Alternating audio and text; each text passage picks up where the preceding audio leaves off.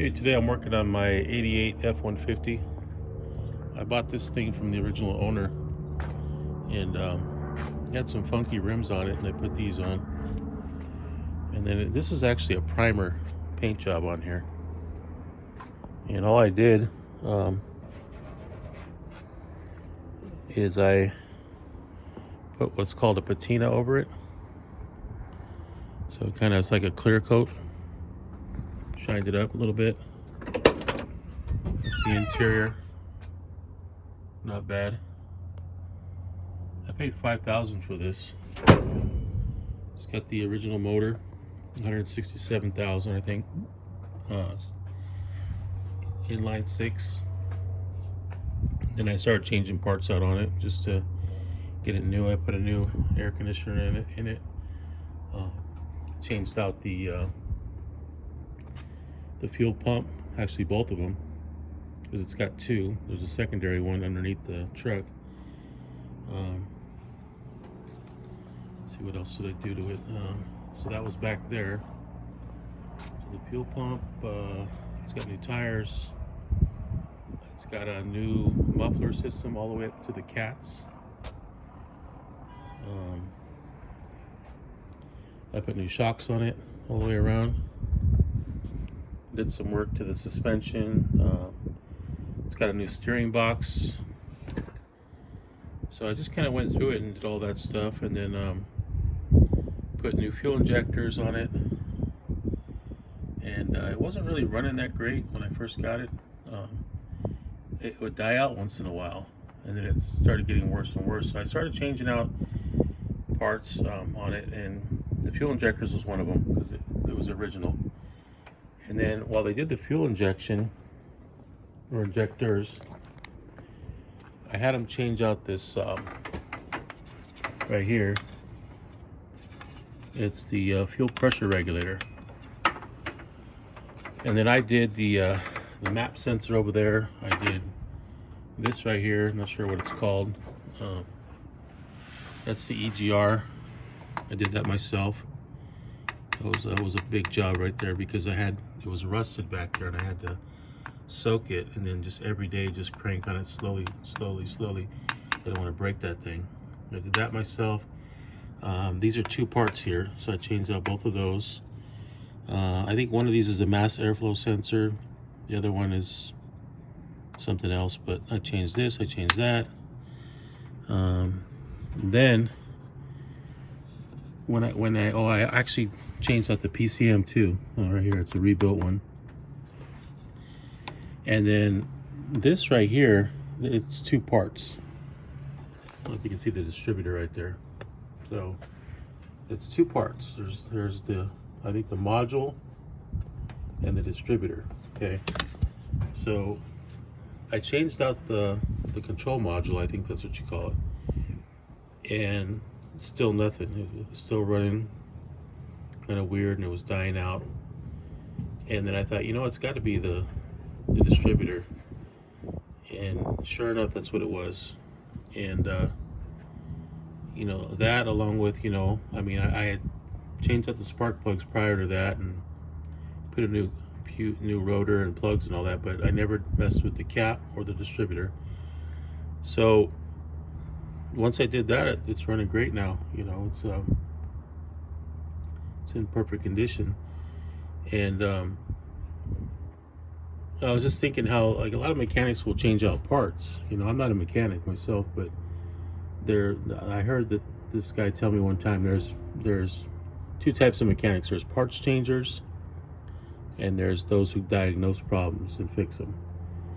And my mechanic retired, so it's kind of hard to get him to do stuff because he only works part-time now. But he's real notorious on, you know, just going in and diagnosing the problem and fixing it.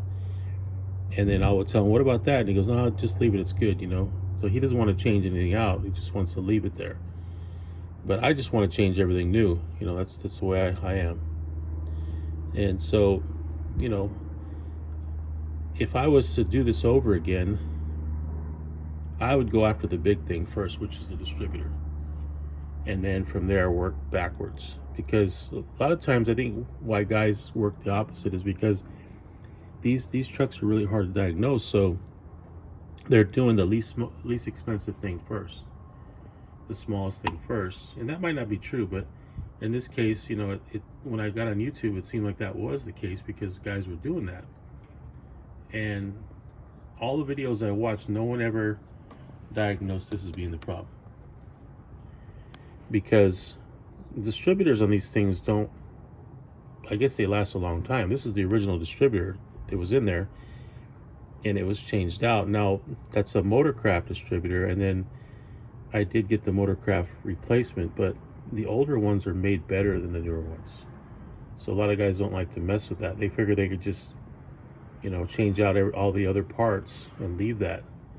But it was pretty worn out. I mean, I got the part somewhere over here in my shop, but it was pretty worn out. So, you know, that's one thing I probably should have done. But with that said, I still would have changed all these other parts eventually anyway. So I would have changed that, all that anyway. So in my case, it was okay.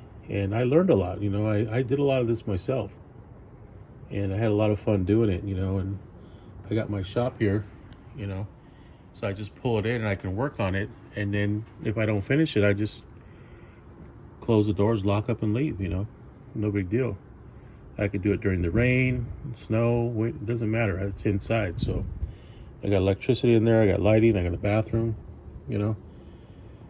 But yeah, so this is really cool. You know,